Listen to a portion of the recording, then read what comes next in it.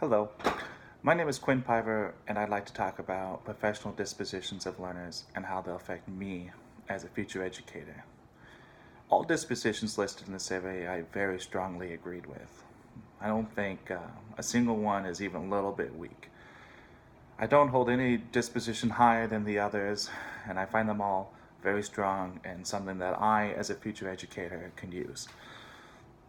The dispositions that I most strongly possess are numbers 2, 8, and 10. 2, this is probably my strongest disposition. I never try to treat two kids as the same. Each student has their own needs, their own culture, their own diversity, and frankly, I feel like that's what makes schools so amazing. And reinforcing this type of culture and ethnicity in our schools will only help kids with their own diversity and experience new cultures and new things and just kind of get out of their bubble and experience things they might not experience otherwise. Secondly, number 8. I think that all teachers need to be supportive and be caring because schools are hard and it's easy for kids to feel very negative towards school. We as teachers need to be positive. There's a lot of stress in school, a lot of worrisome, and if a teacher adds on to that, it's hugely detrimental for a student. If my teacher was mean and harsh, I would soon have broken down and cried and doubled my efforts to work harder. Lastly, number 10 is another disposition I feel that I'm very strong with. Teachers should always be learning how to teach better.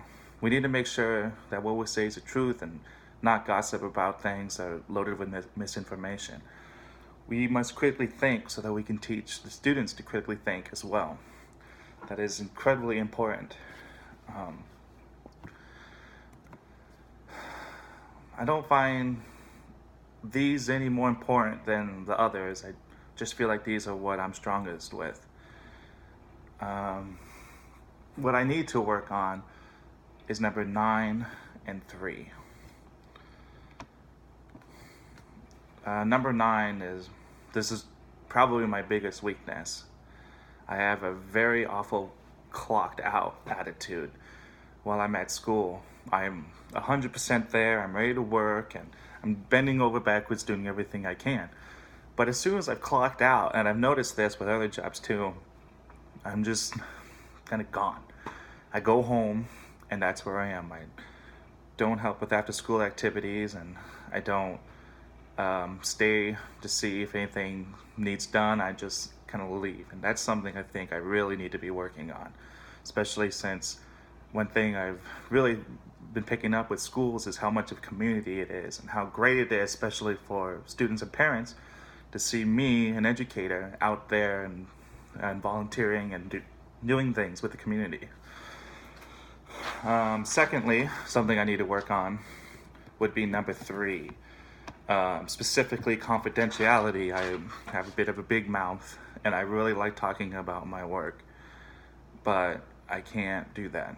My biggest hiccup was accidentally breaking confidentiality last year, and it cost me a job I was wanting to get. It was a full-time para job, which was a really big deal for me.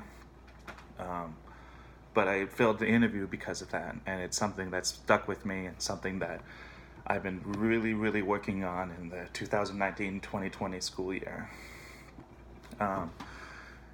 In conclusion, professionals, they need to display qualities of a role model. Personally, I don't feel like my students need to go out into the world and make huge, amazing changes for the betterment of mankind. I'd love that. I'd swell with pride. It would be the best thing I've ever heard. However, what I really want is a student to end the school year as a better version of themselves. It doesn't have to be by a lot. It just needs to be a better version than who they are. A little is okay, and the disposition of learners, following that and sticking to that, I feel will very much help me become a better educator and do just that. Make students better versions of themselves. I'm Quinn Piver. Thank you.